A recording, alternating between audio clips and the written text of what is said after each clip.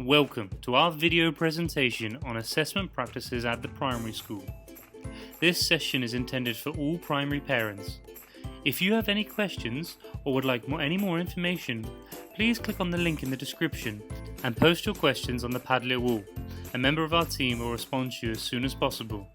During this presentation, we will provide you with a peek into the assessment practices, beliefs and values. We are sure during the course of this presentation you will make connections to your past experiences with assessment. So to begin with, let's look at why we assess. There are a number of reasons why we assess student learning. One of the core purposes of assessment is to provide feedback. Feeding back to students what they have done and what they need to do to improve helps students become self-regulated learners. The purpose of feedback is to increase the extent to which learners are the owners of their own learning. As a result of finding out where the students are in their learning, teachers respond by adjusting their teaching to move students to the next steps of their progress. Now let's take a look at how we communicate this with different stakeholders, mainly with the students and parents. Both students and parents are part of the three-way conferences, goal-setting process, student-led conferences, and ongoing evidence of student learning. This can be easily accessed through the learning journals on the Seesaw platform. As we approach the end of the first semester, we plan to engage you with a second parent-teacher-student meeting, so that together we can discuss the learning progress achieved since the start of the academic year.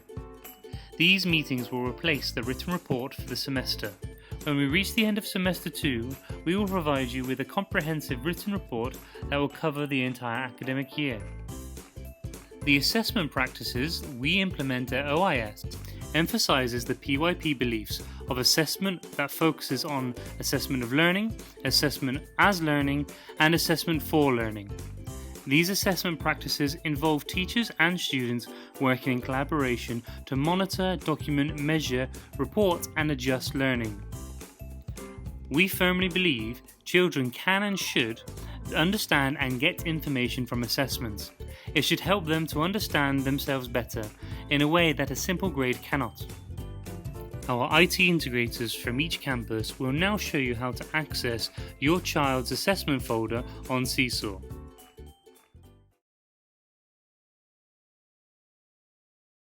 To get started, head over to the Seesaw Family app or go to the Seesaw website and sign in.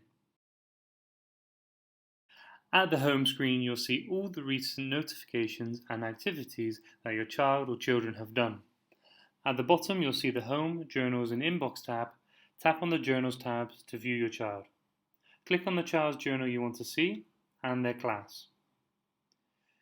At the top of the screen, you'll see the Filter option and filter the folders to Reporting on Learning.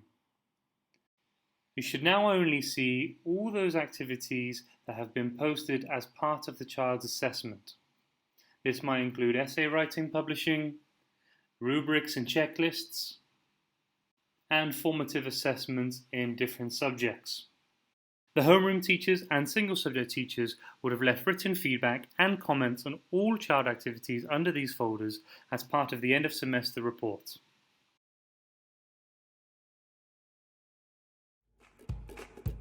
When you look at your child's assessment on Seesaw, you will see a range of tools used in the assessment process. These assessment tools involve students in the learning process as they monitor their own progress, ask questions and practice skills. Students use teacher feedback to reflect on their learning, consolidate their understanding and work towards their learning goals. What's common in all these assessments are the success criteria. These are the pointers that help students be successful in the assessment.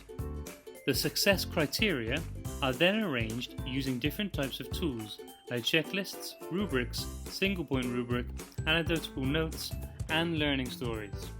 Checklists are tools where a student achieves a certain level in each of the success criteria.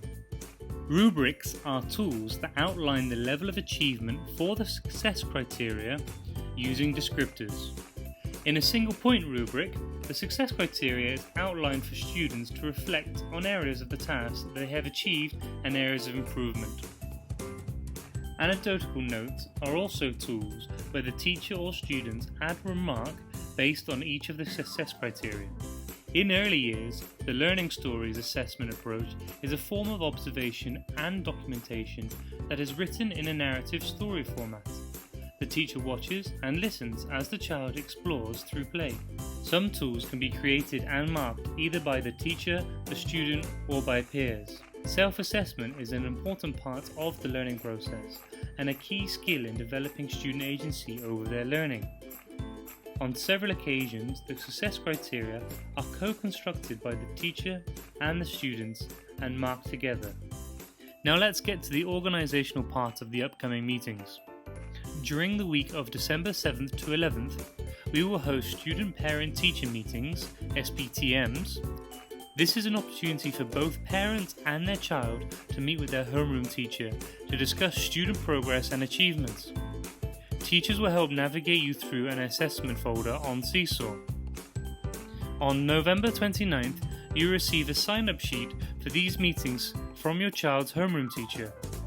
The sign-up sheets will close on December 4th. The Zoom meeting links will be emailed to you a day before the meeting.